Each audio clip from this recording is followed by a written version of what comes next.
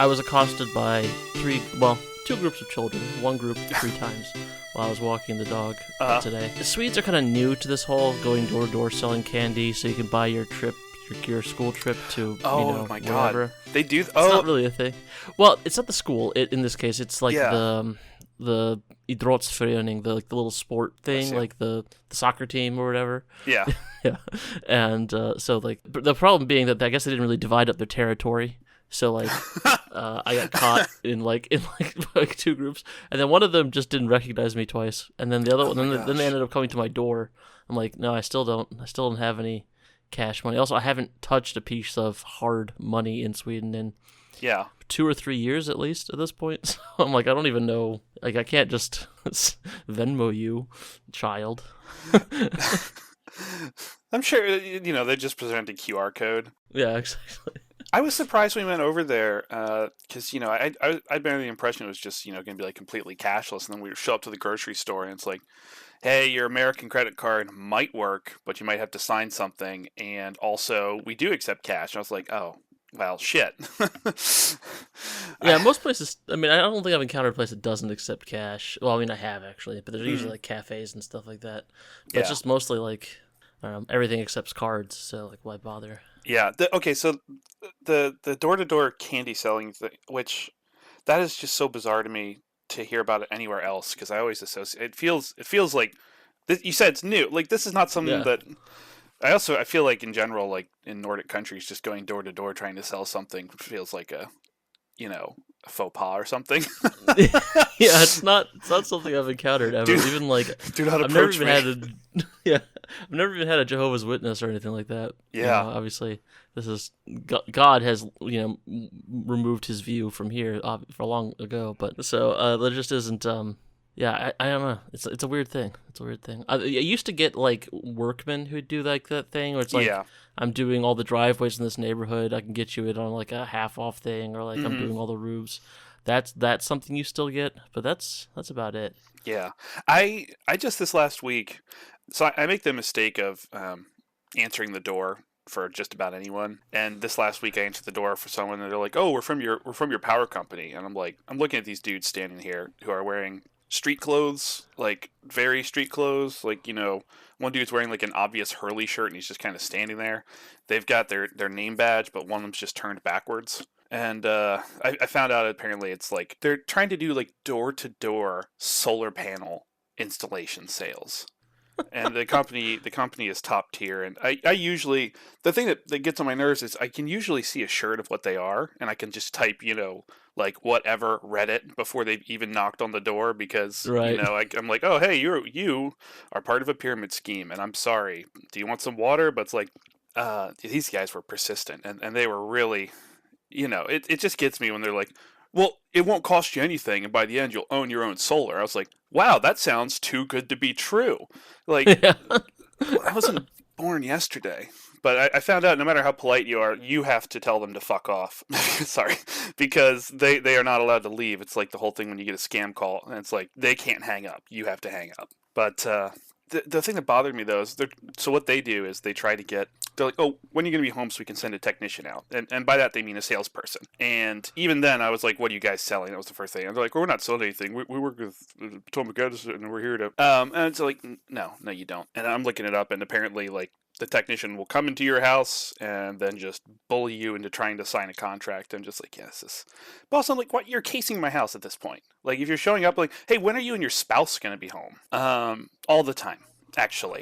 And we own flamethrowers that are mounted just under the eaves, and you can't see them. So keep that in mind, I guess. That's a good point. That's gotta be like one of the unsung sob stories of the post-pandemic years. Everyone's working from home, so all the B&E people have to get more creative. I know they're not gonna be able to celebrate August like they used to, breaking and entering month, which we've decided unilaterally. I don't care what your opinion on it was.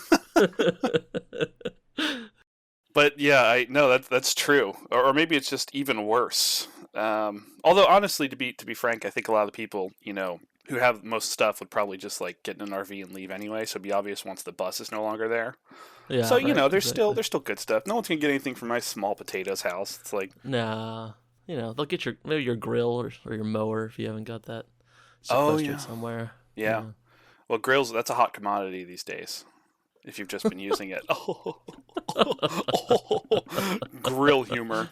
I feel like that could have been a segue into something, but I don't know how we were going to do that. Well, it's good. Well, let's just make sure that even it could have been, we just torpedo it.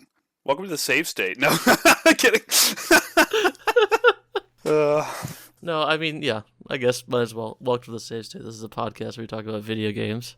I'm joined by Dennis. Hi, Dennis. Hello. And we are talking about Wilmot's warehouse. Wilmot? Is it Wilmot or I Wilmot? said Wilmot's warehouse, but I don't know. I don't think I've ever spoken or known anyone named Wilmot or Wilmot in my life. I feel like it's a regional thing, I'm sure. It's the Albany dialect. Yeah.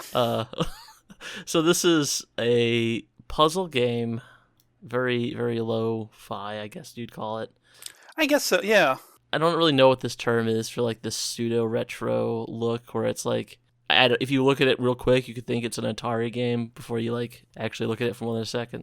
Yeah, it's true. It's where you are a square that moves other squares around. You're the square. You're the Mac OS icon. I think. Yeah, exactly. That's what you are. Yeah, and you move representations of objects of which you don't know around and sort them and deliver them, sometimes on a timer, to the other side of the warehouse. Yeah. Did you? So I think I had a timer all the time except for the stock take period after like a quarter or something like that. Is that okay? I didn't know if there was like a delivery without a timer situation. I kind of hoped there had been. Oh yeah. But no, because I think why I wanted to do this was initially we wanted to talk about Factorio, but I think we wanted to give that some more time. But the reason I kind of wanted to talk about this game is that it has a similar feeling of both being like relaxing and extremely stressing at the same, like either at the same time or like back and forth. Like there is no, like at some point, sometimes when I'm playing Wilmot's Warehouse, I am like, in the flow state. I'm moving the boxes where I want them to be, boxes, squares, whatever. And like I'm feeling good about how I've got things organized. And then like flip a switch, I'm running behind and I'm panicking and I can't find anything and I'm pulling my hair out. Yeah. So I guess my experience with this game, I think you kind of summed it up, but it's just to, I guess, kind of cover it. Is the whole point is that you are managing a warehouse that is on a grid. Everything's, it just is a grid-based game. It's squares. And like you said, the whole point is you manage the warehouse and then you deliver the products desired to the customers. And the product's just little square icons as well. And I do think it's funny that, like, if you look up the store page on Steam, it's like a very relaxing game. I'm like, listen, they can do their little, it sounds like it's like a Euro rack, procedurally generated synth soundtrack. But yeah, exactly. The moment that someone needs, 2 camels and 10 coffees, and you haven't even finished arranging the truck, it's not very relaxing at that point. No, exactly. And then like the movement mechanic, like you can pick up multiple of things using like like this kind of block select function, and you can rotate it around, but it takes up a lot more space, so you have to like plan out routes within your warehouse, and you can end up like, it's so easy to misclick and end up dropping everything and then having to resort an entire like section just because I do enjoy, so I guess a couple things. I enjoyed the click and drag, I did not enjoy the click and drag. It kind of drove me nuts. I don't know if my mouse is getting a little glitchy, but occasionally I would notice with the movement in this game that I would just like, something would happen that I didn't fully expect. Either Wilmot or Wilmot, take your choice, would go over one square more than I expected, or I would think I had everything selected, and then all of a sudden I'd drop half the stack. Yeah. So I'd be interested to see. So what poster have you unlocked? Like what's the poster you're up to? I got the fourth one, I think. Okay, that's the one with the forklift, low and slow. Yeah, exactly. Okay, I just got that one this morning. I was just playing it.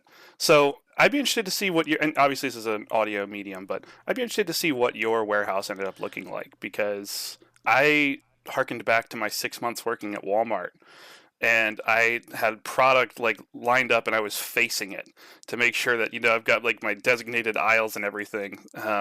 Okay, so tell me how did it go for you? Well, my main mistake was when I first started playing it. Like, there's these pillars in the warehouse you start with, Yeah. and I was using them as like barriers to sort through things in. So like between this and this pillar, and between this and this pillar. Oh. And then until like I started removing the pillars, and then that stopped being a good divider. And Right. also, it wasn't like I would just get jammed in there because I could only make them like 2 or 3 wide. Mm-hmm. And then after that, I kind of started sorting them like I kind of thought of them like a department store in a way. I'm like, this is like the summer section. These are the auto parts, Yeah. kind of, and like this is food and dairy. And we should mention that the icons for the products they might be as specific as what looks like a travel coffee mug or a thermos, but sometimes it is pretty ambiguous what it actually is. It could be just like, for me, one that was pretty ambiguous is just like a blue background with 2 yellow humps, which could be a camel, could be some hills, things like that. So I find it interesting. I found different ways of sorting this stuff, and like certain things were obvious to me. Like I got coffee stuff very early on, so like I've got travel coffee mug. I also had like what I called party drink, which is I'm pretty sure just like a soft drink with the little like stripy straw. And I'm guessing, I don't know if you get the same products for every game. I'm guessing that you wouldn't for every playthrough. So I don't know if I lucked out with that, but it's not the same order. Yeah, so like those were desired. Those were early desired products, and so I had them all lined up on one side, and then certain things where I couldn't make like a really clear analysis of what the heck it was, I would usually just start to like sort by shape. Or like color, rather. Like I got some like stars early on that was like, okay, it's pretty clear, and then it's like some astronomy stuff, which is like kind of jammed in a corner. And yeah, I thought it was interesting, even in the tutorial ones. Like, oh, how are you going to sort these? It had like hats and winter stuff, and then you got a winter hat, and it's like, so what are you going to do? And it's like I chose something, and they're like, oh, interesting. I'm like, what do you mean interesting? I was like, what is this game? Because I went into this blind. I was like, am I moving? And I was like, oh no. I have a free reign of a warehouse, and I am the Mac OS icon. I can only move 6 things at once, so this is gonna be pain. But it wasn't that bad. Yeah, there's another version of this game that has like kind of like a Stanley Parable-esque narrator judging you the whole time. Really? Oh my god. No, I mean that would have been interesting. Sorry, I fully well, you had mentioned when we talked about this, you mentioned a sequel, but I also fully expected that this would be the kind of game where that sort of thing. That's like an unlockable mode. It's like developer commentary, but rather than commenting on the game, they're just critiquing you playing it.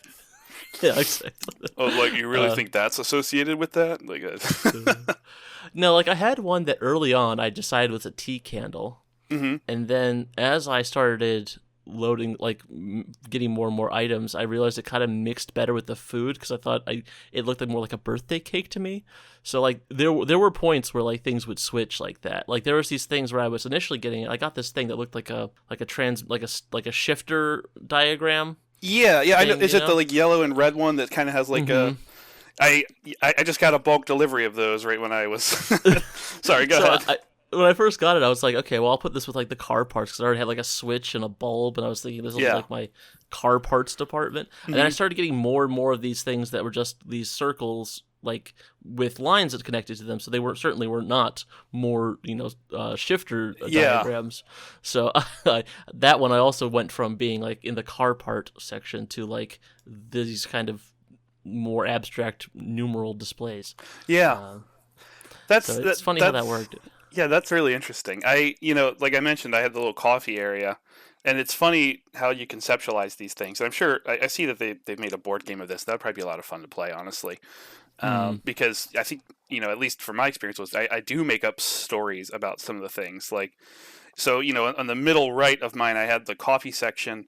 I had a lot of coffee stuff. I had like multiple mugs and, like I mentioned, like thermos, travel. But then I had like this bottom mug thing that was kind of this particular purple that turned perfectly into this, I guess you'd call it like a little like landscape picture of a mountain. But it was the colors matched on the edge, so it just moved from one image into the next one. And I was just like, oh, this is the non-binary mountains. I know that those are right beneath my coffee, or it's asexual. I don't remember which one, but one of the flags I'm just associating with them. Like, all right, and it's really funny. I also did you use the manifest much? There's the manifest that shows up when new products come in, and you can kind of arrange things, but it shows you every product that can come into your warehouse. Did you use that a whole lot? Yeah, whenever it would pop up when you got a new thing, I would use that to kind of reconceptualize how I was sorting things. So it lets you move things around in the manifest. So I was like, okay, this looks like that. And then I would kind of create like a pool of like, I don't know how I'm going to sort these things. But at least initially, like you could use that to sort. Once like I started getting a ton of stuff, it became a lot harder to use that as like a sorting device. Yeah. But I did kind of like that it let you move things around. Like it almost feels like it's trying to kind of play this, I don't know, like trick on your brain where it's just trying to like show you how good your brain is at recognizing patterns sometimes. Enrichment. Exactly. Where it's just like, there's 200 of these things and like most people could figure this stuff out. So, Yeah. And we're not going to tell you anything. Well, so, it's I had started using the manifest at first, and I realized, at least pretty quickly for me, once I started getting like up to where we're both about at in the game, where you just get so many icons, I'm like, nothing on this board helped me visualize where the things are in the actual warehouse. Right. I especially like, and some things when I get new stuff in, I would just kind of organically figure out where it went. The weird thing to me was I had like a evening mesa, like a nice purple sky next to, I don't know, it's like maybe a sunrise kind of hat thing. They both kind of remind me of the desert, so they were just like up front and center. It's also weird to think about, like, I noticed some products were desired more often than others. Yeah. But I didn't really, I had a hard time keeping track of, like, I think I like lucked out in a lot of cases, but also I didn't want to move anything to move something up that might be desired because I would forget, I'm pretty sure, where it was, because I started to have that location memory of, well, I know that this is in the bottom right, and this is in the middle left, and then that's in the back room because no one's requested it, but there's 15 of those back there, these weird little, I don't even know what it was, like a beehive made out of chocolate. So yeah, I do have to say it's a lot of fun conceptualizing these things, and also I'm going to keep playing it, but I don't know how far I'll go because it seems like I'm starting to get to the point where I'm like, where the hell do I put these onesie twosie things? Yeah. And also, I'm a little jealous you had car parts. I didn't have anything like mechanical related at all. Most of my stuff was pretty abstract, or like I associate with the location. Like I had a lot of stuff that my brain was just like, this is not Western, and here's the not Western section of the warehouse. Like I think also a lot of it is just like once you create a category, your brain, once you have some categories, your brain will like put more abstract stuff into one of those categories rather than try and create a new category for it. Because I know like I initially got a gauge, and then I got the gauge, then I got like a lever, which could have been for like an arcade game, but then I also got that like transmission layout thing. Yeah. So I'm like, okay, this is car part stuff.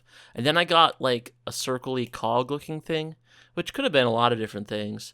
But I'm like, well, it's a car part because it's a cog, so it'll go here, So like I think a lot, like if I had probably had other things like just, geometric circle-y shapes ahead of time, that would have gone there. But like that wasn't the way my brain was thinking.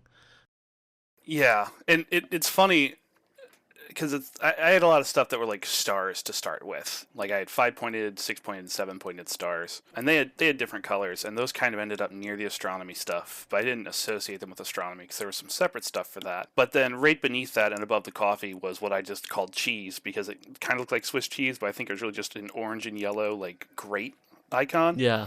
But then I got a bunch of those. I got a bunch of like just they're all like that slight gold and yellow.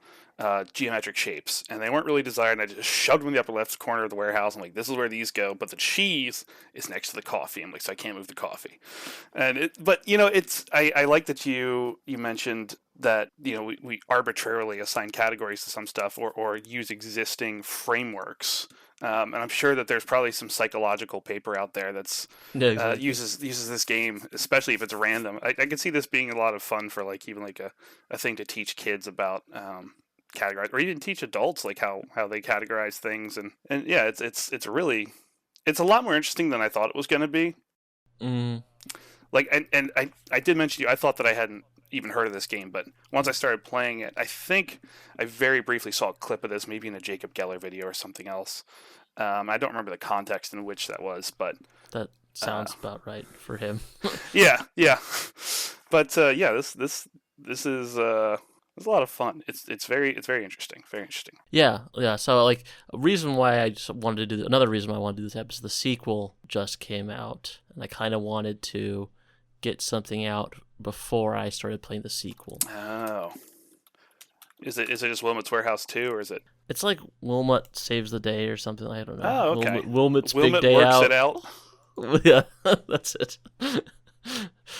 Huh. That looks like fun too. But yeah, so wait game. Wait for me at least. Yeah, I definitely agree. So I started last night because, as we mentioned, Factorio has happened in recent years. I mean, recent days. Feels like years. It's been happening for years, but yeah. yeah. No, but yeah, the Space Age came out, and I have been playing that maybe so much that it is to my detriment. But I did manage to make time for this, so I'm glad that I did that, and it was really a nice departure from Factorio. That you mentioned there's a little bit of that like laid back and then stressful, and I think that I can appreciate the time periods of stress in this versus all of a sudden you hear an icon that something blew up and you need to go take care of that right now. But yeah, I think that about sums it up. Oh, I was gonna. Did you get the? I had just gotten the robot upgrade in this. Did you get Borky? Did you try him out? I did not get to Borky. No, I did not. After the first 3 rounds, so to speak, I kind of was not doing so well on the star department. Oh, okay. So I was kind of falling behind, and like the last couple rounds, I could only really afford like the warehouse expansions. That's fair. That. Can you know what? Do you have that? Do you have the game on your computer? Yeah. And I know that this is just between you and me. I'd be interested to see how I want to show you my warehouse, and I'd be interested to see your warehouse if you want to. Well, I personally I'm kind of wary of starting any games while I've got Audacity running because that's fair. They don't like Audacity doesn't like other people around. Okay, that's fair. Oh, I wonder if that's the I'd mentioned the thing about CPU cycles. Yeah. Back in the day with Audacity with me. May I show you mine real quick? Please. And also, I got the upgrade so that you can... let me open the right thing. Oh, there we go. Go live. Good enough. Oh, God, it's going to share application audio. I don't want that. Let me just... Yeah. So, there's a little time-lapse that you can unlock. I don't know if you did that. I did not. That's very cool. But you can see like the stuff that I got to start with. Yeah. And, yeah, This was a lot of fun. I'm actually really glad that I got the time lapse too, just to be able to see where everything went. No, that is very cool. But you can see what I meant about like the stars and then the cheese and everything, and then just the like far east or like not west stuff. I'm just like, oh, this is just desert and Japan stuff. Like, and then it gave me a ton of toilet paper. I was like, what am I supposed to do with that? But yeah, there is a robot called Borky, and the cool thing about Borky is the music changes when you're near him, or you can hear him. He has a little theme. So. Oh, that is cool. That's my man Borky. Anyway, just to compare. Yeah, I mean, it's funny. Like generally speaking, I had mine like in a similar thing, except I was anticipating a lot more after I had to start removing pillars. I was anticipating a lot more like growth in like not growth, but like I anticipated a lot of stuff I would have to deal with. Yeah. So I started like spacing stuff out quite a bit. So like even in the beginning, I had a bunch of stuff I was putting in the way back just because I knew I would need the space in between. Right? Because I didn't know it wasn't until I got my first stock take that I knew that like you could really have time to organize the thing. Yes, I was so relieved the first one that came around. I was like, oh God, I thought this was just going to be debt of my bad decisions the whole game. Exactly. It was just, frantic. More Factorio thought processes. Yeah. Yeah, exactly. Oh, geez. Yeah. But, yeah, I think this is a very fun title. and I appreciate you gifting it to me so I could play it with no charge. I appreciate you gifting me the Beam G. I haven't played it Oh yeah, because I intend to, but yeah. it's 98 gigs or something like that, and I was like, we'll wait on this one. Yeah, I might need to add storage. Throw a cargo bay onto the side of the computer so we can fit all the gigs. No, I mean, yeah, I mean it's between my Fallout game. I mean, my Fallout folder I think is like 200 gigs just of mods. That's That's a couple DVDs. Yeah. Yes. I So lots of good loading times in that game. Steam is like, hey, Witcher 3 Wild Hunt, which I tried to get into, but I had a hard time getting into it. It's like, as an update, and the update is 34 gigs, and I'm just like, what the hell? All could 4K possibly textures. like I don't know. I mean, maybe that's because I think I played it since 2022. Although that's when they had the quote unquote next gen update. I'm gonna guess that's probably what it was. Yeah, exactly. But yeah, I was just like, what the? And I looked at it and I saw a hotfix. I'm like, this better not be a hotfix. It's taking up, let's see, like 6 DVDs worth of space. Yeah, I mean that's what I think it was Total War. It was either 1 or 2 before they kind of got their stuff together. But they had hot fixes that were like 20 gigs weekly. Oh for my a while god! There. It was just, I don't know. I remember messy. when Total War came out. I didn't have a computer that was very good at that point. I had to go over to a friend's house who had like a hot rod machine. Yeah. And I remember being like, wow, I didn't know you could render so many things on the screen at once. Yeah, no, look at the detail and the dust. Total War Warhammer is what got me my facial hair, and that like I was always very meticulous about shaving, and then like Total War Warhammer came out, and I don't think I left my room for like 4 or 5 days, and then I was like, oh hey, there's something here. I'll just leave it, see what happens. Oh god. Yeah. That. Well, at least I think we're both fortunate in that we can, if we wish to, grow facial hair. I know that some people kind of have the whole. I literally can only grow this. Oh, it's really? Not even like this is not a choice. That's acceptable. It counts. It counts. I mean that I've got it going down here if I don't take care of it. So I'm like no one needs to have a literal neck beard. So yeah. Anything more to say about Wilmot or Wilmot's warehouse? Wilmot. No, like I think one, I don't say like minor tragedy about this game is like I think that I would have a lot more fun with this if it was on a handheld like my Switch. Oh yeah. But at the same time, like the controls without a mouse are not very good. Oh yeah, I can see like you wouldn't be able to move nearly as quickly. Yeah, exactly. So on one hand, I was kind of thinking like, oh, I can just kind of chill on the couch with something like this on like a Switch, but on the other hand, like it controls so poorly and it's so time sensitive that it's too frustrating to play without a mouse. So yeah, that would be like, my one complaint about this is that it doesn't have that magic control scheme that I think would work better on a controller. I don't know how you would make it work properly or better on a controller. It looks like they did put it out on the Switch, so yeah, I'd be curious how it plays.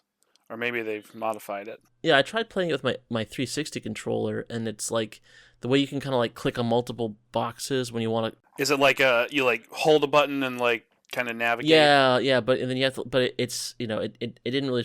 I don't know. It felt weird with the D-pad. It didn't really work with the stick so well. And then I was always picking up too much or not enough. And then like when the right click to drop stuff, I was always dropping the wrong thing, and it just didn't work very well. Gotcha. Yeah, I can see that. The Switch isn't touchscreen, right? It is. It is? Oh, interesting. But it's not a very good touchscreen. I don't know if there are very good touchscreens, to be frank. Yeah, no, I've not played this. Like every single game that I've played on the Switch that has touchscreen functionality also has an option to play it without touchscreen. Okay. And I think that's because it's just kind of like I play like the only time I've ever used it regularly was when I was playing Persona 3 or Persona, one of the Personas, where it's just like there's a lot of text boxes and you can just kind of tap on the screen to move through text boxes, which is, I got to the point where I was kind of worried about wearing out the A button, so I was just kind of tapping the screen. But that's really the only time I've ever used it. That's fair. I'm looking at my Xbox controller, which I have worn out buttons on before, just reflecting on that. Hades, the first one, I absolutely killed a controller on because I was just mashing sprint. I'm a very precision gamer, clearly. Yeah, my most embarrassing thing was not necessarily, I guess it's not embarrassing, maybe a little embarrassing, but when Saints Row 3 came out, the not the first time before it was rebooted or remastered or whatever. Yeah. I played through it 3 times in a row. Like I just really liked that game. It was just clicking for me. Yeah. And I wore a mouse just really like with the click to shoot button, like just oh my gosh. Went through the I managed to I killed a Logitech wireless mouse for my work setup, and actually, I mean, fortunately, it was they lifetime warrantied it. They fought with me just a little bit, like, prove that you have the drivers installed, and then they just sent me a brand new mouse. I was like, okay. Wow. I mean, it took long enough that I just bought a new one in the meantime, so now I have an extra mouse. But no, that's the thing. I mean, I still have a Logitech, man, whatever, the G250, the early wired one that still had that thing lasted forever. I still have it somewhere, but it's just crud encrusted, and I need to go through it with like a X-Acto knife and clean it out properly. Yeah. Actually, I just wore out a keyboard too, and I was actually really disappointed because, and I still have it because I'm a very strange person. I don't throw anything out, but I was wearing a very nice groove into the space bar. I was feeling good about that. But the hardware on it just died. And it died in a really strange way. I don't know if it's I don't know exactly how it works. It's a wired keyboard, but as I was typing certain things, it would just start typing other keys. So if I hit, I don't remember what it was, but it was acting in such a way that when I was trying to Google things, it would enter the command in the address bar, or would use the right set of keys to select the first suggested result and hit enter. When I would type space, it would also hit down and enter. I was like, which is, I had to say, incredibly frustrating because I couldn't tell it was a hardware issue at first. And finally, I opened up Notepad. And I'm just like, oh, okay.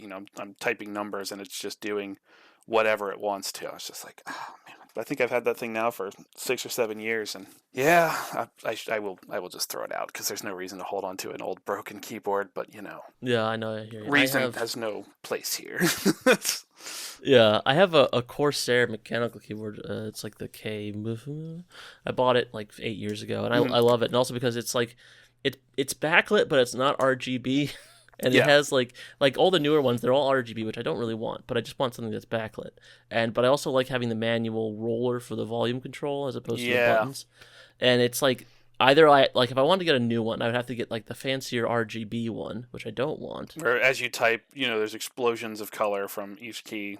Yeah, exactly. I have to have a bunch of software installed to keep it from doing that kind of crap. Yeah. And then or the other, the downgrade option, which is less good than this one, because mine has the really nice whatever cherry red keys, and I don't want to have to downgrade anyway. But the Y key sticks now. I've done so many things to this keyboard. It's always come back. It's the Nokia phone of keyboards. But the Y key sticks sometimes. I'm deciding that it's a quirk and not something I'm angry about. Yeah, this is a feature. You can say, "Are you ready?" Yeah, or sometimes it just doesn't. It just says, "Are you red?" Are you red? I guess. Right. I actually have. Are you ready? Speaking of which, I have a quiz for you. Oh, if you're interested. Yeah, let's do it. I was thinking about warehouses, and when I think about warehouses in video games, obviously, the first thing that comes to mind is Tony Hawk's Pro Skater. Oh man, I can hear the ska already. Do some mouth ska in the edit maybe for this section. So, but the quiz is as such. So if you're familiar with where did my thing go? My window. Oh gosh. Okay, I forgot I had my drawing tablet. Plugged in. So it was doing things. Gotcha. Yeah. So yes, here it is. It's hidden. I have a very high tech dust cover for my drawing tablet, which is an old pillowcase. Yeah. I wasn't sure if it was going to be that or like a flour sack towel or yeah. Yeah. Well, I had this idea to get like an old typewriter cover for it, like Yeah. and I actually bought one at a secondhand shop for way too much money, and it just didn't fit at all. Like it was too thin, not wide enough, and not tall enough. Welp, rip. So anyway, Tony Hawk's Pro Skater. There's a warehouse in most of the games, but there's also guest characters. And I forgot how many crazy guest characters there are in these games. Oh, boy. So what I have here is a list of 15 pop culture characters, all fictitious. I haven't done any like real skaters or anything like that. And some of them are in the Tony Hawk games. Some of them are not. I want you to tell me if they are or if they are not. Okay. And I know we've played some Tony Hawk games together at least. Yeah. So I don't know if we rented those from Blockbuster or if we actually might have owned some of them. Not to mention the knockoff Street Skater 2. Yes. Which was a big deal for me as a young man. Hey man, that was a good soundtrack. My favorite thing about that was, you hold the different buttons to get the different outfits when you load in. Like, I wish more games would do that kind of stuff again because that was a lot of fun. It's just little stuff. Yeah, no, exactly. Like, I mean, I think Tekken used to. Yes. I guess not anymore. But yeah, no, I remember that was a big deal for that too. Yeah. Oh, man, video games. Now you have to like go through a whole character creator and everything. As opposed to back in the day, we'd be like, I pressed R1 and now his shirt's red. Yeah, that was very exciting. Now we get to make, an uncanny valley man and watch him bash his face off of a half pipe or something. Yeah, exactly. All right, so going with a low and slow over the plate here to begin with. Spider-Man. Oh yeah, absolutely. I think I remember that. That might have been an Xbox exclusive character. In maybe Pro Skater 2? He is in Pro Skater 2, and he is in the Xbox remake Pro Skater 2X. Oh, interesting. Good one. So I'm not. You don't have to tell me which game they're in, but I will give you an extra. Well, I had a memory of using that big frickin' spaceship controller over at a friend's house. Yeah, that's right. That's what a great name for a controller. I know. I missed that thing. My sister still swears by one. She got one of those remakes. Oh, really? The little white and black buttons. It was like we didn't know what we had at the time. It was so good. All right. I think that's why no one remembers Jade Empire because they were so reliant on the white and black buttons. Oh, yeah. No controller has them. I guess you could get like an old like Saturn controller and bind them to like those extra two-face keys. Yeah. Maybe. They're probably easier than actually trying to get an old Duke running. Yeah. Anyway, next character, Chester Cheetah. Oh, I'm gonna say no on this one, but I'm gonna go with no. Yep, you're right. Correct. Chester Cheetah has not appeared in a Thips game. There would have to, if he did, there would be some meme along the way, some like retro millennial, not easy being cheesy, and he does a grind on a police car and then gets thrown into a lake or something. That sounds maybe in an right. alternate universe. All right. Next up, we have Darth Maul. Oh yeah, Disney's Darth Maul. Absolutely. Well, this was before it was Disney's Darth Maul. Yeah, that's a yes. I don't remember which one. I'm gonna say feels also low poly. I'm gonna say Pro Skater 2 as well. You are correct. It's in Tony Hawk, but it's in 3. Close then. I think I'm realizing that I have a lot of locked away memories of Tony Hawk's Pro Skater, Thips as it is, and not to mention Thug, and the other with suffixes. Yeah. The other games with prefixes, so. All right. Next up, Crash Bandicoot. Ooh. I'm going to say yes on this one, and it's going to be a later one, I think. No, he has not appeared in it. Although he has had skateboarding in his own games. Yeah, I was guessing it was like a PS4 like retro thing or something, but okay. That's a miss. It's a miss. That's a miss. So that's one. All right. Next up, we've got Marvel's Wolverine, a.k.a. Logan, a.k.a. James Howlett, a.k.a. Weapon X. Don't you AKA mean Disney's Wolverine? Patch. If we're Disney's just going to Marvel's ascribe... I'm going to say it was also a yes on Wolverine. and probably also in the THPS3 era. That is correct. It is both. He is in Pro Skater 3 as well. Neversoft was just throwing bags of money at anyone to get these other characters in the game. I don't know. Marvel was in dire straits back then. They were probably just giving the rights away. No, that's fair, I guess. Yeah. That was like before they had the X-Men movies, but like after they filed for bankruptcy. So. Oh man. They were. I wonder what other movies, if that one Hulk that, in my opinion, kind of really bombed. The Ang Lee one? I think so. It was, I think some people talked about it was, let's see. Someone with Eric Bana. Yeah, wow, 2003. Yeah, so that was actually after 2 X-Men movies by that point. Pro Skater 3 came out 2001. Wow, so it was before that. Okay. The web browser's closed. Hands off keyboard. Okay. Sorry, I didn't mean to interrupt you. No worries. All right, next up we have Spyro the Dragon. Oh, man. See, all right, I'm gonna say this one was a yes as well, because this might be what I was thinking of with Crash Bandicoot. So. Nope, he has not been in any of them. He does have a skateboarding section in his own game. Oh, okay. This was the PlayStation 1, you had to always have skateboarding in your game, even if it wasn't a skateboarding game. Yeah, this was probably also walking through Walmart and seeing the demos, and that's the memory. Exactly, yeah. Can't do that anymore. Yeah, millennials ruined video game demo stands. Dang millennials. Also known as disease vectors. Yeah. Next up, Disney's Marvel's Iron Man. I'm gonna go yes on this one. Feels like it could be a little bit of a trick question, but I do feel like that's in there too. That is correct. Any bonus points for guessing what game he's in? I mean, at this point, I think we're getting beyond Tony Hawk's Pro Skater 3, and I don't remember if it would have been Pro Skater 4. It probably would have been, because after that's when they got into like Thug and American Wasteland. So I'm just gonna go with 4. It's actually Thug. Tony Hawk's Underground, the first one. Okay, that I did not expect, because that one, that was the first like open world one, if I recall. Yeah, that's the one that had like a storyline with cutscenes and stuff. Yeah. But you'd still have the wicked barrel whenever you got the videotape or whatever. So. Exactly. Next up, we have Taz the Tasmanian Devil. Ooh.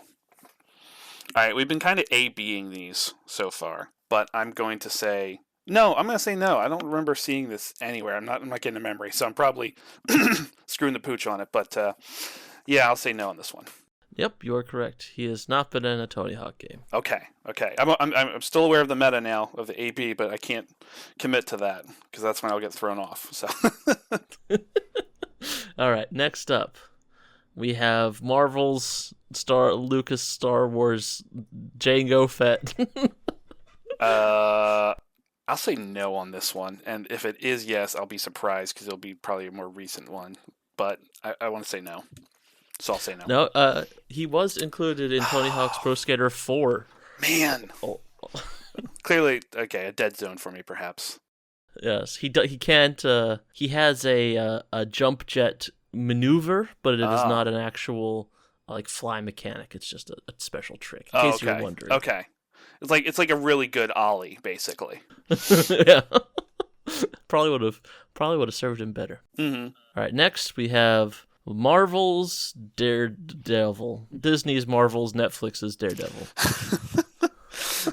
Also of the CW, if I recall, at one point back in the probably. Day. I'm gonna say yes, although I couldn't tell you what game it's from.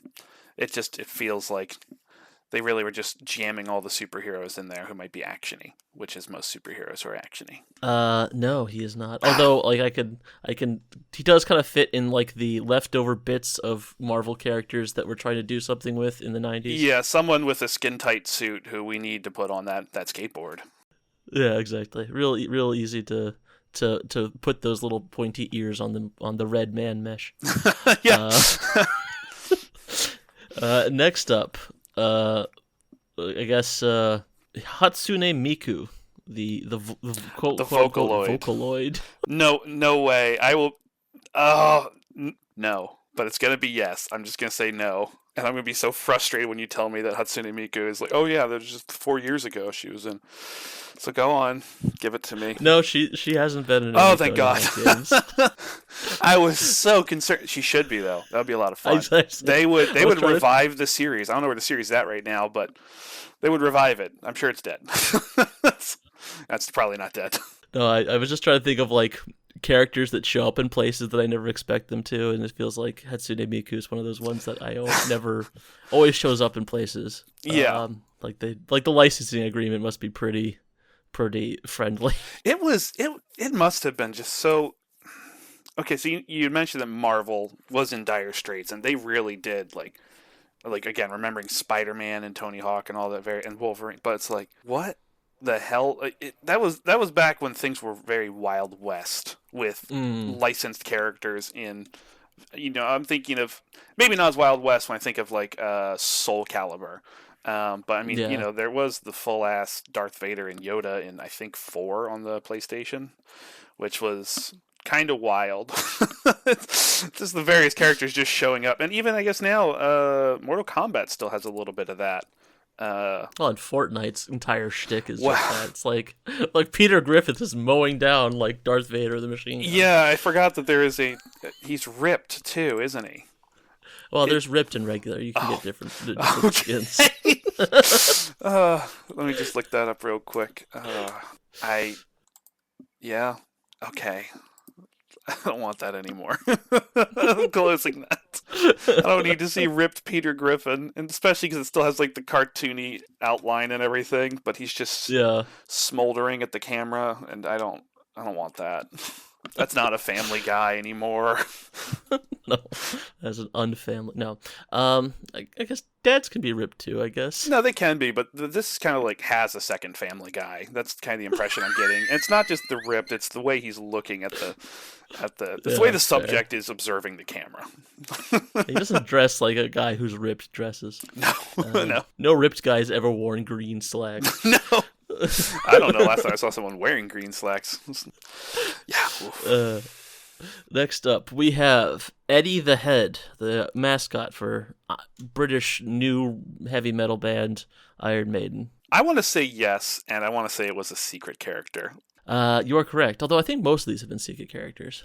Oh, okay. Well, yeah, I guess that's a fair point. I think Spider-Man was pretty easily. Oh, was this cheat codes time? This was definitely cheat codes time. A lot of these are cheat codes, although some of them are pay with in-game extra secrets. So okay, yeah. Use 20,000 skater bucks, which there was no way to exchange real world currency for back then. Thank God. Yeah, just imagine trying to shove your credit card into like the memory slot or something. Your mom's credit card. Let's be real.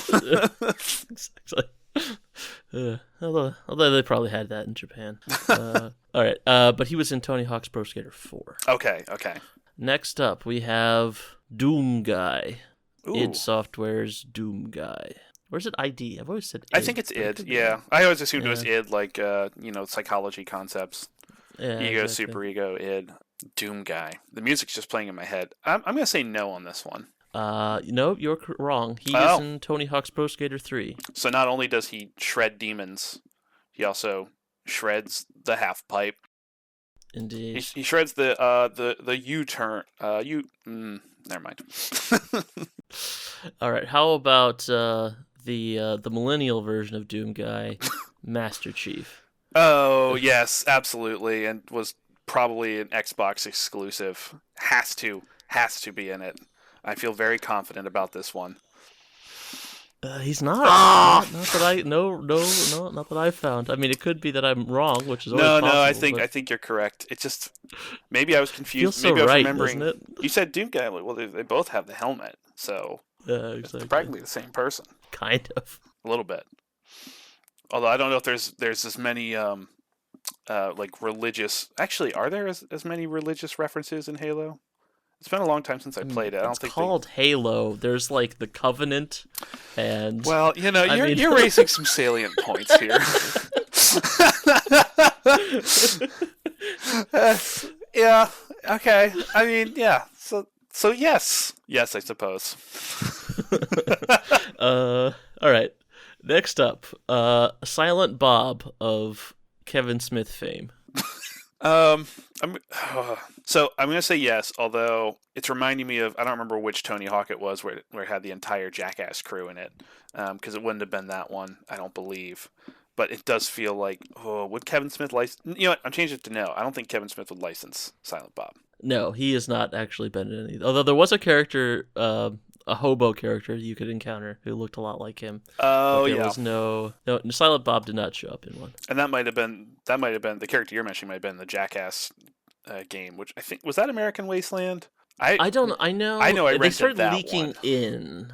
Like I know, like Bam and one of the other ones characters was in Thug 1, and I think they just kind of started leaking into Thug until it all imploded and people stopped playing those games. Yeah, because I remember there was one where they had all sorts of things that were not skateboards, like mobility scooters and go-karts.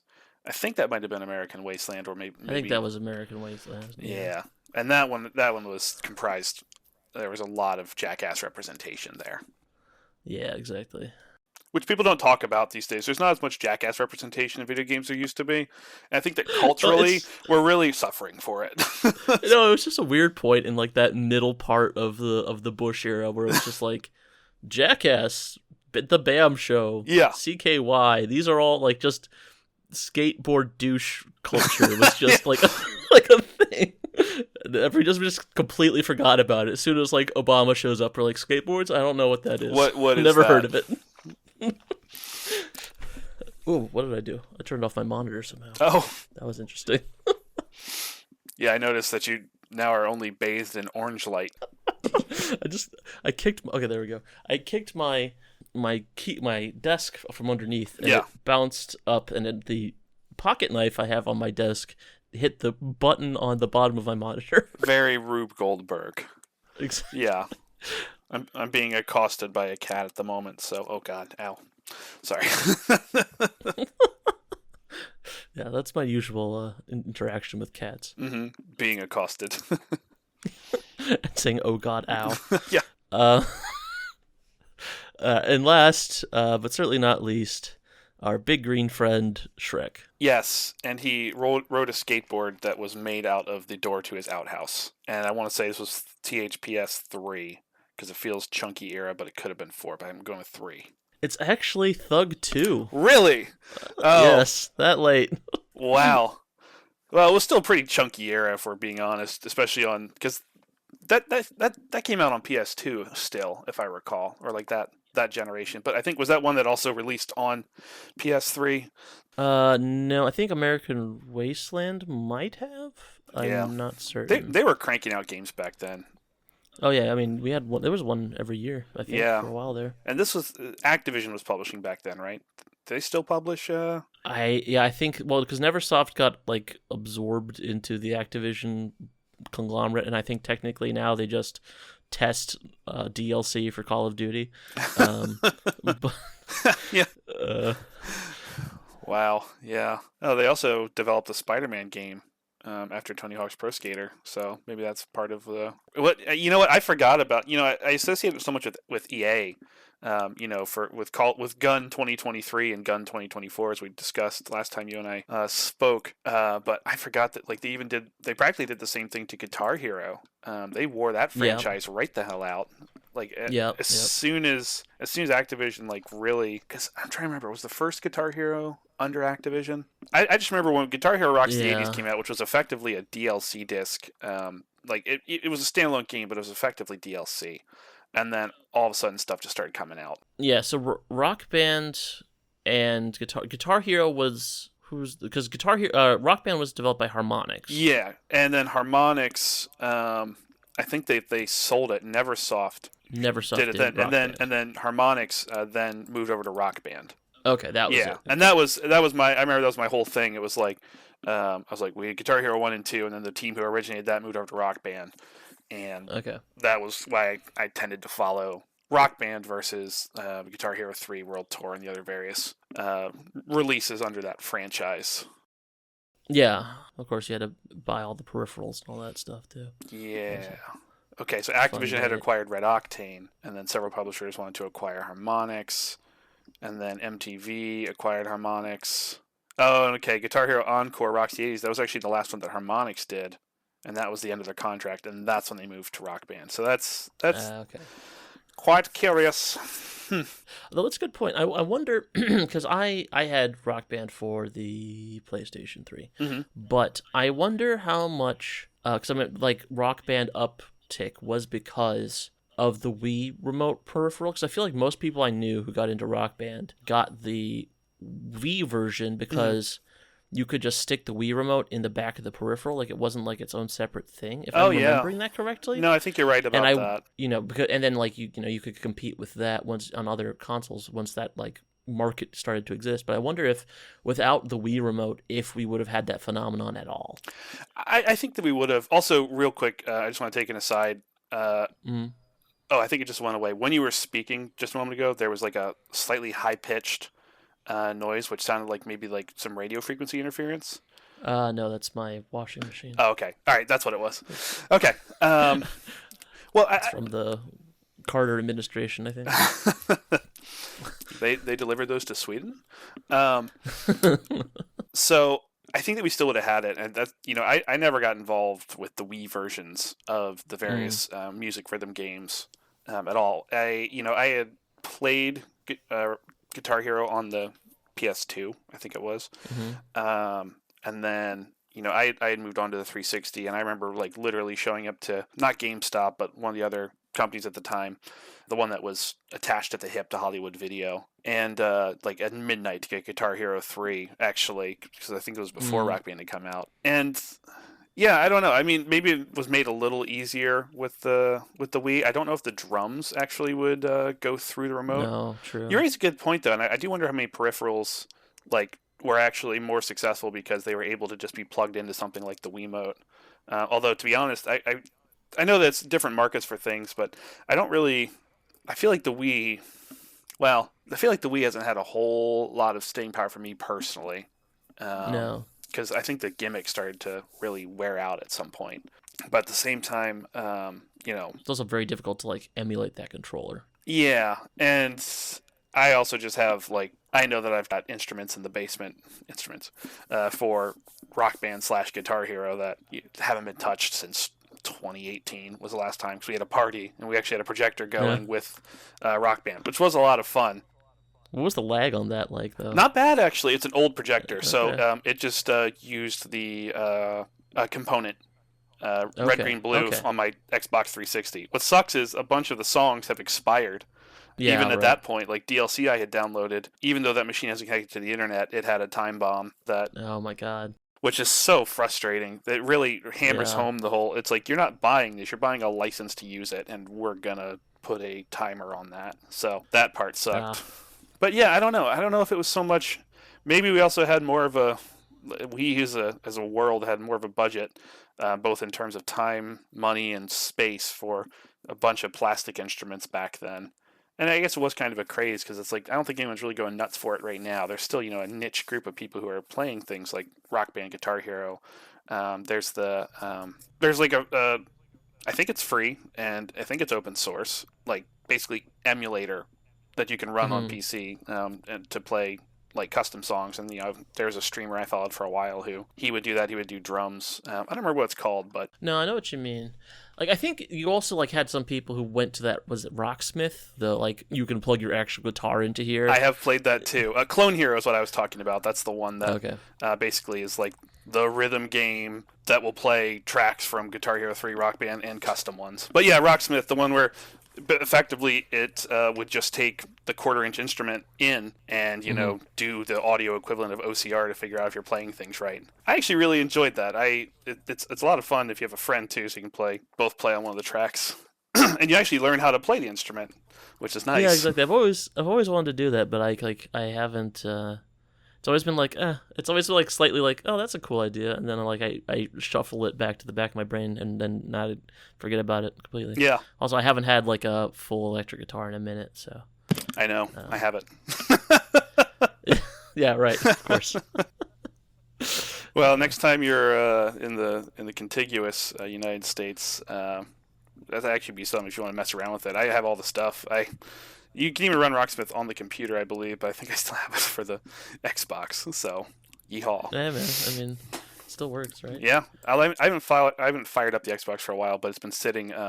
It's been sitting on the floor in the basement. I'll find out. Yeah, great place for. Don't get any damp down there. No, it doesn't like come up through the floor in vapor form or pool ever. So yeah, it's fine. Yeah, good to hear. You don't have any of those problems. No, never. I never have. So it's funny you mentioned though, going back a bit, the release night party thing. Yeah. That is like so. It's like something that only existed from like 2000 to like 2010, almost exactly. Yeah. Like, I mean, like I remember I went to 2 of them for. It might happen. Yeah, exactly. But yeah. Yeah, but I mean, like as a phenomenon, because people stopped like buying physical games, so it wasn't that important to be there at midnight to play it, to be able to go home and play it. You know what I mean? That's very true. So it's just like you could just stay up till midnight and wait for it to launch. Like I did it for at least 2 WoW expansions. I can see it prolonged as well for stuff like rhythm games where you have to have a physical controller. Because even if it is, at this point, if you buy a plastic case with a download key, but if you don't have the guitar or the drums or whatever, you would still have to physically be there. So that probably did. I'm betting you that lasted a little bit longer versus like, we got to get the new Call of Duty. I mean, Gun 2010 or whatever. I mean, I just remembered we are doing disservice to an actual good game, which is Gun. Oh, Xbox. I forgot that there's actually. Yeah. I think that gets lost because that kind of like, I mean, people always talk about like Red Dead Redemption, but I think like Gun did that kind of like what do you want to call it, like revisionist Western thing, like the kind of grimdark neo Western. Yeah. On a video game before. I don't think I ever played that one very much. I wonder. I remember it's pretty decent, but quite short. It came out on Windows, about 20 years old. That might be something to put a pin in. That might be something interesting to play. Yeah, that's true. Yeah, good point. Well, that was a launch title for the 360. I didn't realize that. That makes sense. Yeah, I can imagine it was launch title for the 360? Yeah. They're saying it was released also on the original Xbox, but I think that this was similar to like Burnout Revenge was a launch title on the 360, and they had the 360 exclusive version of it, which I love. That was probably one of my favorite racing games of time. Yeah, I mean, I think I played the regular Xbox version, but the 360 was so weird because like even though it's ostensibly the same generation of the PlayStation 3 and all that, like it blows my mind that Oblivion was a 360 game, but also Skyrim was a 360 game. Yeah, well, because those games are like to me those like it's a generation apart between those games. Yeah, I feel the same way about 3 and 4 of the Fallouts, although they are still. I mean, it's still the same damn engine underneath, isn't it? It's like... Yeah, it's just the same engine as Oblivion, basically. Isn't it the same engine as even Starfield? I mean, that's like... I mean, yeah. I mean, it's like it's on its 4th evolution at this point. But you say evolution, but I'm really wondering how much... Well, I don't know. What if I've heard Starfield is a lot more stable than it is. 3 and 4 were even at launch. Yeah, I mean, I played 80, 90 hours of Starfield, and I've never had it crash on me, which I cannot say for any other Bethesda game ever. No, seriously. And you know what? Maybe they should have worried less about the bugs and more on the game content. Just saying. Maybe we would have been okay with the bugs. They got to fix it in post. That's. It's a lot easier to fix the bugs in post than the game design in post. Well, I'm envisioning that they just had like a big neon sign that just said Tech Debt that was flashing at the entire programming team as soon as they planned on releasing a new game on that engine. So that's probably a lot of what happens. I mean, my silver lining, I don't know, positive outlook, look at Starfield is that it's less a game by itself and more just a platform, a tech demo for this. Yeah, exactly. For the newest iteration of the creation engine. Yeah, and we will forget it. Like in the same way that Rockstar's Rage Tennis was actually just a way of showing off the engine before they started releasing more Grand Theft Autos. Yeah. Like, this will just be the precursor to the good game they're making, which is Elder Scrolls 6. Right. Well, and I think I might have even heard it from you, but I know other people have, I believe, espoused this opinion, if that's the right word, whatever, that Bethesda's like, all right, well, we'll give them this great stable platform, and then the modding community is going to take off. And Yeah. has it? Like, Well, I mean, the big problem was that they took too long to release the creation engine, which is like the one reason why Bethesda modding has been such a thing is because they give the people tools very early on to make those mods. yeah, You know, like other games, you have to there's a lot more work that goes into making a mod, but Bethesda's always been pretty good about releasing their tools that they use to make their games to the people so that they can make stuff. And I've always been fine with that because it's like what do you call like a bare bones nut computer. Like this is just the basic of a game, and I will make more game on top of it. It's not that this is bad. It's like a pizza kit. Like you get the sauce and the crust, and if you bake that, it'll taste bad. Like that is not a good food, but you have other things that you could put on it, and then it's a good. It's not that the pizza kit is bad. Right. You just shouldn't be eating hot dough with sauce on it. Well, the critical thing is the pizza kit is also sold to you door to door. Have you been approached by any Nordic children trying to sell you pizza kit for their extracurricular activities? That's a new one on me. I haven't heard of the door to door pizza kit. Oh, you don't? Oh God, I'm trying to remember the name. It was a big. Maybe it was just around here, but it was like Joe something's pizza kit, and it was another thing that they would do, like a Scholastic kind of thing. But I just remembered I did have someone come around last year who was doing one of those school door-to-door things, and it was a scam. They just took my money. I never got anything. I was like, oh, okay, cool. But no, that's fair. But it's like for Bethesda, you expect.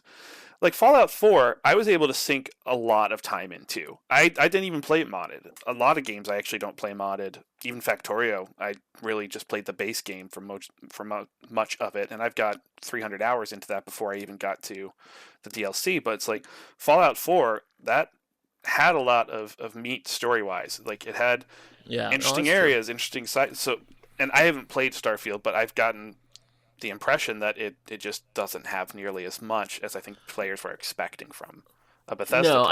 I think if I were to continue my pizza kit metaphor, I would say that while normally they would give you the pizza kit, then you would make it good yourself. Mm-hmm. In this situation, they kind of made the pizza kit for you and expect you to put stuff on top of it after it's already been done cooking. Maybe it's like they screwed up their own model in a lot of ways. Yeah. And the other problem with modding in general, across the board, whether it's Bethesda or not, is that game engines are so much easier to work with than they were 10 years ago, 15 years ago. When when I first got into modding Bethesda games heavily was right at the beginning of Oblivion's cycle of stuff. Yeah. And Unreal existed, but there was a huge expensive license, and it was very unuser friendly. We didn't have Godot, we didn't have Unity. There was no if you wanted to make something, the easiest option was to just buy Oblivion or buy whatever, and then open up the creation engine. Yeah, I feel like Source was probably close to that, but yeah. Yeah. I mean, Source wasn't quite there, but it was. I mean, and also it wasn't quite as flexible either. Yeah. Okay. Yeah. Exactly.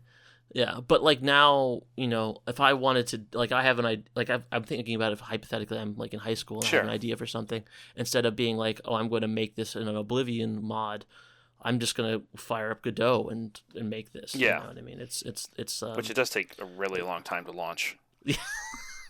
Well, it's got all those, you have to, one must wait for Godot. That's correct. And it's interesting you mentioned Unreal too. I've been watching a particular, actually, I don't know if I sent you this, but just seeing dev blogs of various people who are working on games or even just working on ideas for games. There's actually the one guy who's been following, he's done a lot of really interesting stuff with visual effects in Unreal. And it's cool seeing how that pipeline is built and how it's explored. But I don't know if I sent it to you, but there's a vertical slice of a game he's working on called Gangstalk, which looks absolutely terrifying. Yeah. It's interesting because he posted a follow-up to it and was like, I think I made the video too good because people think it's a product that's almost ready to go out, and it has at least a year of development, and probably more than that.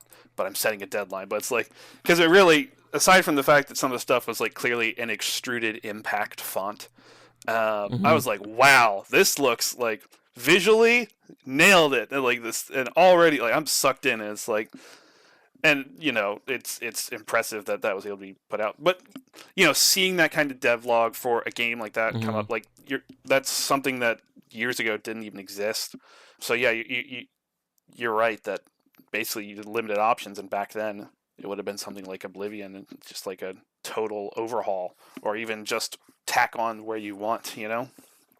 Well, and that's another good point, is that also like the development, like the rise of Steam, and to a lesser extent the other things that aren't Steam, Epic and GOG and itch and all that stuff, you have a lot more ways of getting games. Like when I was getting into modding, getting another game was expensive. Things didn't have Steam sales that often and stuff like that. You had to buy actual game.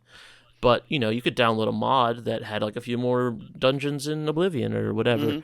And so like that was also a big part of it. So like I can imagine nowadays if I'm a young person, I'm like, I'll just play this other game. It's 99 cents on Steam. I'll try it out. Yeah. Or, there's so many options. Well, back in the day I didn't have that. And if I wanted to play something new, it was a lot easier just to download a mod too. So it's like both of the creators, there's fewer like per capita creators of mods and consumers of mods. That's fair. Yeah, I didn't consider that aspect of it. The mod economy. Exactly. I mean, even though there's obviously more people playing video games than ever, but like, it's. Well, I think of all the source stuff that I got involved with. I mean, even it's like if you had, Gary's mod, obviously a huge one, just because it had Lewis scripting and people could do whatever they wanted with it. I mean, a lot of stuff was. You could have like the role play servers where it's literally just like you go around and you buy things and then live somewhere, and then maybe you steal something and the cops beat you with their weird shocky batons. But it's like it's all other players. It was all like scripted events. They were expanding on the 3D content that was already in the game, or even just some of the overhauls for Source. Like how many games start out as just like, we're taking this and we've now made it something else entirely, and they could even be a fully viable product. But no, I remember spending a lot of time with Gary's mod, kind of, if not making our own games, just exploring and having that kind of sandbox, which is weird because I think now like there's a little bit of that with the Fortnite, from what I understand. Well, certainly the Roblox. The is all that, yes. Which is just like Roblox is kind of Gary's mod's evil son. Right. It's like the Mordred to Gary's mod's King Arthur. Just I am really disturbed by the whole capitalizing on the work of the people who are making stuff for it that Roblox does. There was a whole People Make Games, they did like a video or report on it that was just kind of a bit sobering. So yeah, I agree that it's kind of like the evil Gary's mod. No, it's just it's so heavily targeted at children that just it gets them in that frame of reference to be exploited very early on. I even, at work, for what it's worth, Roblox can be installed without administrator rights. And at work, we actually had a couple computers where we had to specifically lock down and prevent that executable from running because people were just downloading it and running it from their user folder on like a clinical workstation. I'm just like, why? Like, what medical professional is firing up Roblox at a hospital? I'm sure there's probably a legitimate reason for some of it too. I mean, there's obviously like therapy, various like language pathology and stuff where I could see something like that actually be used, but at the same time, I don't know. Not the radiologist. I don't want to talk about radiologists. You've hit a nerve. We're gonna change topics now. Well, actually, if you what have you been playing this week aside from Wilmot, the warehouse of Wilmot? I haven't. I mean, I've been chipping away at Factorio, Mm-hmm. and I mentioned this on the last episode, but I do kind of want to go more into it because I was very brief about it. But I've been playing this. I played this game called Infraspace, Mm-hmm. And I gave my opinions about it last time. It's like a kind of attempts to be like an Anno / Factorio game, but at the same time has like this city builder thing to it. So like you're basically, instead of dealing with belts, you're dealing with city skyline style traffic that you have to micromanage for all of your movement and stuff. And I kind of came down kind of hard on it because I don't know. it's an interesting combination of genres, and it's made by a very small team. Yeah. And it's very competently done, well done. I don't it's not really that buggy. It's very well polished. Yeah. I think it has some marketing problems, like the name I constantly forget even while I'm looking at the title, and the art style is, again, well done, is very generic. Yeah, I was going to say, it kind of looks like an asset pack. Like something you buy in Unreal or something like that to flesh out, just to start it, yeah. Yeah, I mean, like, I kind of was very dismissive of it when I first looked at it, because I thought it just kind of looked like like an iOS. I mean, I know that, like, there are real games on the iOS library or whatever, but I mean, at the same time, I still have this. It looked like a cheap mobile game, I guess. And it really isn't. It's actually very competently made. But I think what my ire was stirred by just the fact that I love City Skylines, but it is not a simulation game. It's a model train game, or it's a sandbox game. It's a game where, like, in my opinion, City Skylines is a game where you should build a city that you think looks cool, and then the simulation is just the motor making the train run around the whole thing you just made. You know what I mean? Sure. It's not actually there to. City Skylines probably should, in my opinion, should not be played like Anno or Factorio, where it's like you should be trying to optimize the city. You should be trying to build a cool city that you think is cool to, like, and then also the simulation's there so it doesn't look like a dead mall piece of exactly. So I don't think that trying to use like a traffic system to rely entirely on your infrastructure was a good idea, especially because it's just like trucks and it's just roads, and it's like, oh, maybe this is a terrible idea for infrastructure. Maybe relying on trucks driving on over-congested roads is just a bad idea for moving large amounts of things around. Mr. Political over here. It's just like, and it's not even just like because it creates, it's all in space. So like the idea is like, everyone's living in their own little bio pods, so they can't actually go outside anyway. But at the same time, like, if I'm delivering like goods from the other side of the planet, like, can I just have like better ways of doing this, like trains or something? Yeah, or like a pneumatic tube system or something. Yeah. I mean, it made me kind of want to go back and play Surviving Mars or something like that. Yeah, I'm looking at some of the screenshots on Steam. And one that I find interesting is there's like just a picture of an intersection with like a route mapping thing, which very reminiscent of City Skylines, the Traffic Manager Presidential Edition. Yeah, TMP baby. Like, looks like almost the same interface, but also I'm just looking at like the traffic here doesn't look like it justifies. Like, so that's strange. Yeah. And it's really hard to get like lane hierarchy working properly too. Yeah. Especially because it's like always a set amount of cars coming from the same place. Like, there's going to be 16 trucks coming from this place every minute and going back every minute. So you're doing that kind of Factorio belt math. Yeah. But at the same time, you're just like, but they're autonomous, so they're just going to select lanes that they want to use, and it's. And you're right about I think you said it's like the City Skylines traffic simulation, and looking at. Even on their Steam page, there's a GIF here of vehicles getting off of a 4-lane boulevard, doing the thing where they all bunch up and then move over right before the node.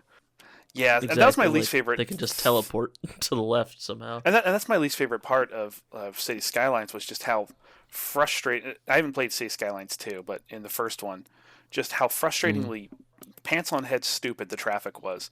Like, I wish that they would drive more aggressively and simulate real life, because that would probably be a more efficient way for these cars to get down the highway, of just merging at the last possible second. Flipping across 3 lanes instead of just everyone's going to orderly line up in the right lane and bring traffic to a stop on the highway, because for some reason only one car can occupy a node per lane at a given time. Like, that was the stuff that always drove me nuts.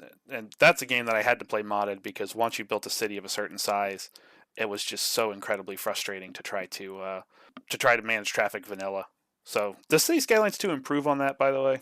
Yes and no. Okay. Like, I think that the stupid, like, I mean, they're still working on it. They've improved it quite a bit, even just since I last talked about City Skylines, with, like, the way it routes through cities and stuff like that. And it actually does some stuff that it didn't used to. Like it's smart about, like roads. Like, it used to be, like, drivers would just go through neighborhoods and stuff like that instead of taking, like, the faster, wider roads and stuff like that.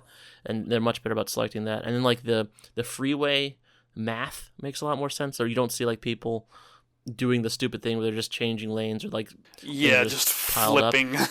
Yeah, I mean, but it's still very dumb, like, at intersections. Like, it just it's still very dumb. It does a lot of that still. Oh, I actually need to go into the left lane, but they all do that all at the same time. Right. And then the other problem is that the way they route select right now, they select, like, they map where they're going way before they get to where they're going. Right. And if you have and then the maps are so big that they will, like, I think they generally map out, like, when the car enters the map. So by the time, so you can be fiddling with lane traffic and be like, okay, I'll put an interchange here, I'll put an exit ramp here, and that'll fix things. And it just doesn't, you have to wait like, they have to reinitialize, like, all the pathfinding has already been done. Exactly. And, like, you'd probably have to delete a road before it would even, like, remap. Exactly. Oh, geez. So it's very slow with that. So it's still bad, but it's differently bad. I wouldn't say it's worse. Like, it's just, you just, like, it helps if you just try and think of it, like, in real world thought, because you can kind of just be like, you can think, okay, this would be a good place for this kind of interchange. There should be a roundabout here. This should be a cloverleaf. This shouldn't be a cloverleaf. Mm-hmm.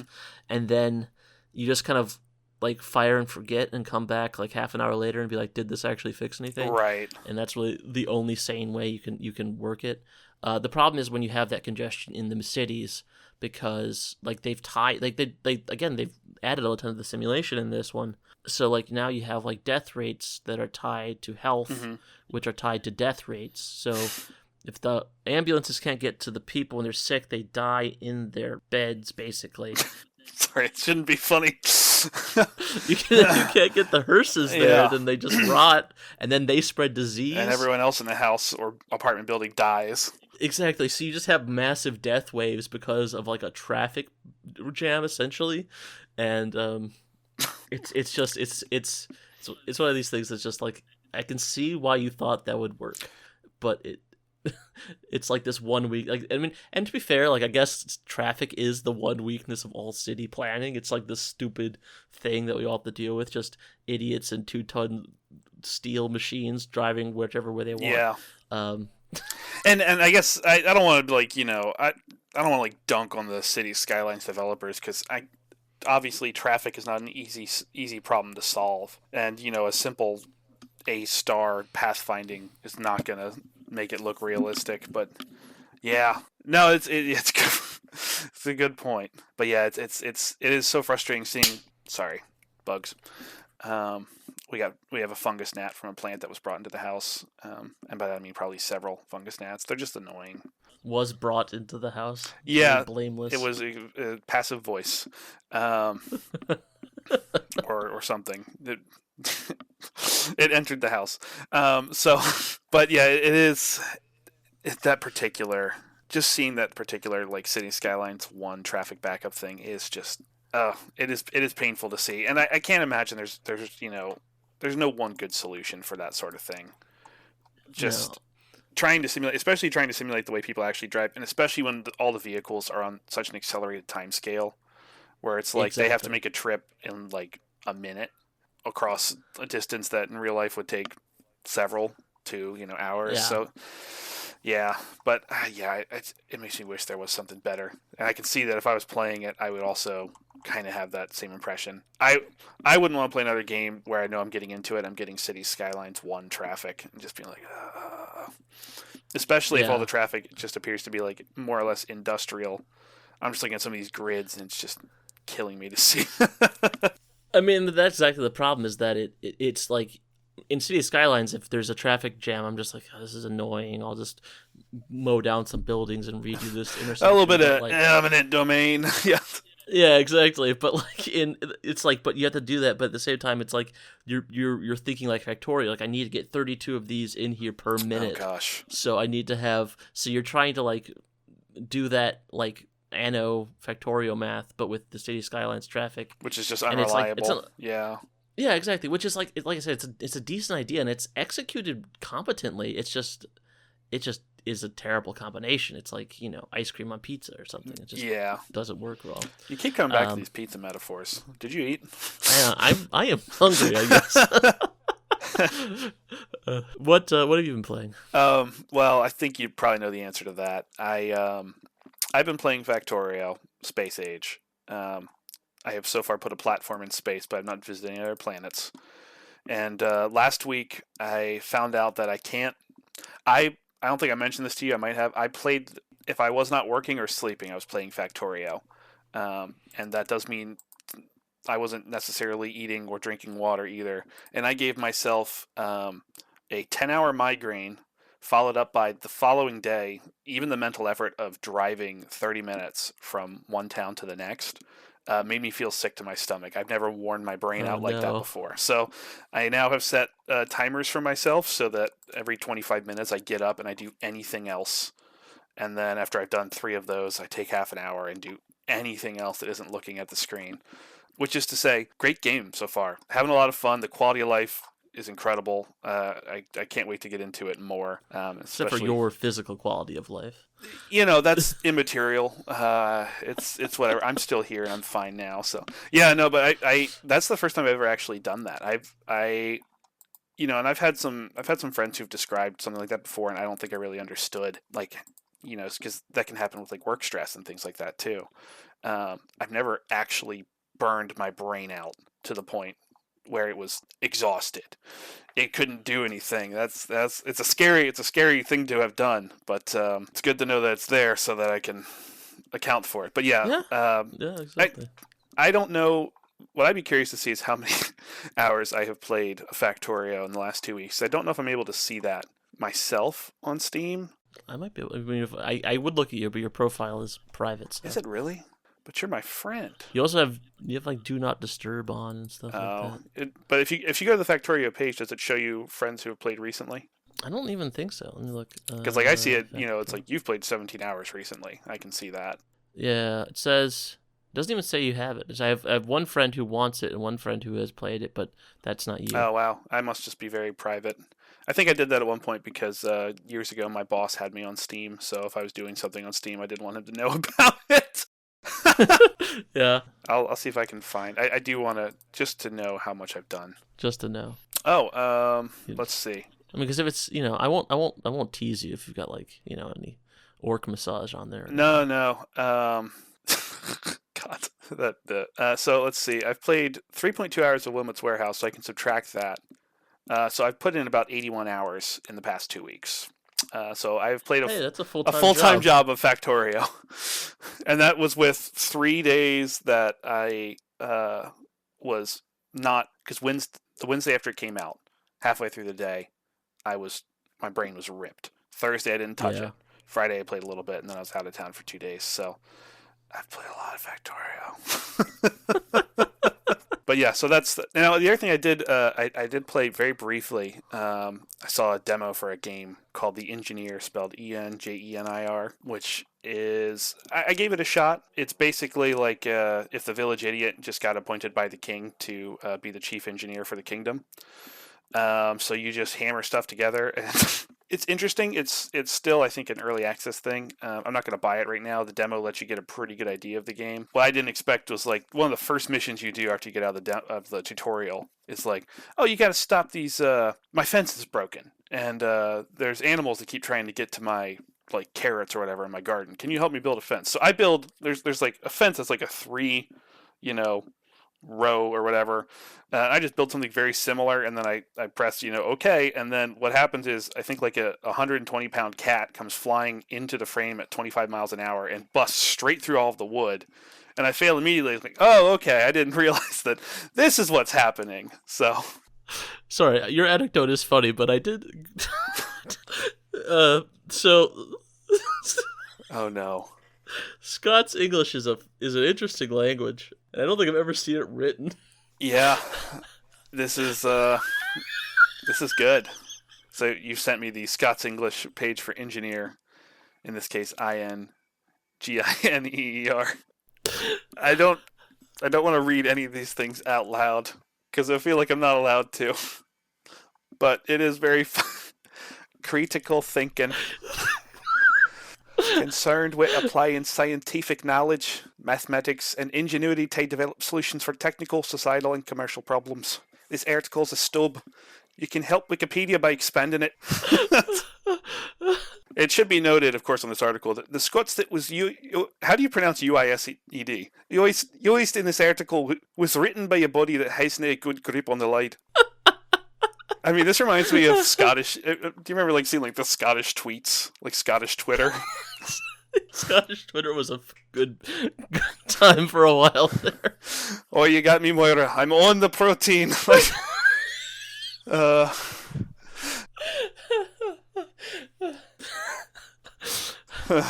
Practitioner. Applied science. This is now I just gotta. I mean, I just didn't think that. I've never seen. I've watched a lot of Lemmy, and I've never seen him write it like this. yeah. This is so good. I love this. I hope no one gets offended. Oh my god, it's just. I do want to help Wikipedia be expanding it. I would love to, and they can put the little thing that I hasn't a good grip on the light, and I don't even care. I really enjoy that. When you go to engineering, the link to humanity, that page does not exist. Page does not exist. But it is very funny that humanity doesn't exist on Scott's English Twitter. Ooh. Or Wikipedia, not Twitter. Okay. Well, now that we've lost all of our listeners in Scotland, yes. Thanks for listening to our podcast. It's been fun. You can apparently I know we joked about this last time, but apparently you can leave comments on Spotify. You can comment on now. Spotify. It's a social network now. So apparently. So, do that, I guess. Yeah. You can tell us how offensive our accents were. Oh, God. We're not doing Scottish people. This was Scrooge McDuck impersonations. Oh, yeah, exclusively. And now we have to do our Donald Duck impersonation. No. Okay. Let's not do that to our microphones. That's a good question. Like, did they just make him stand on the other side of the room when he did that? Like, what, Scrooge because he was so loud, or Donald Duck because it was so? Yeah, I think he had a mastery on the. It is so hard to do a Donald Duck. It is. Like, I don't know what I feel like maybe you punch yourself in the throat beforehand, and you have 15 seconds of Donald Duck that you can, like, kind of just make happen. Yeah. So, do we want to give an official sign? Did we give an official sign off? Yeah, so thanks for listening. So come back for more terrible impressions and video game reviews. I've been Arvin. I've been Dennis. Bye. Bye.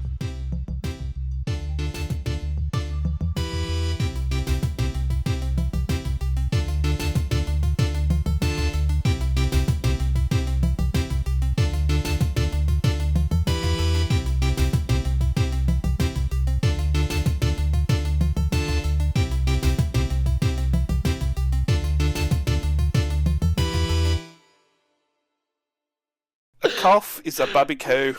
A baby cow.